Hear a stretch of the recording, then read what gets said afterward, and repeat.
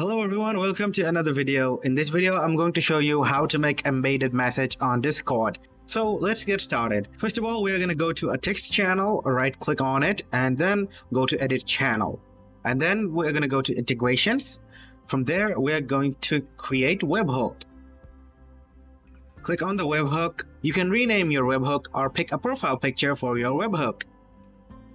Alright, so my webhook is ready. We're going to click on save changes. After that, we are going to copy the webhook URL. Then we are going to go to discohook.org. After loading the DiscoHook website, make sure to paste your bot URL here. And then you can edit the contents from the left-hand side. And then you will be able to see what your embedded message looks on the right-hand side. So let's change the contents. So I'm just going to write this is a test message. And then scrolling down, we have two embeddeds here. So we're going to delete one, expand the embed, and we have some editing options. We're going to go straight to body. So this is our title and this is the description. You can add hashes before your description to make them bolder. And then you can change this side color as you want. So I have selected violet color for my embedded message.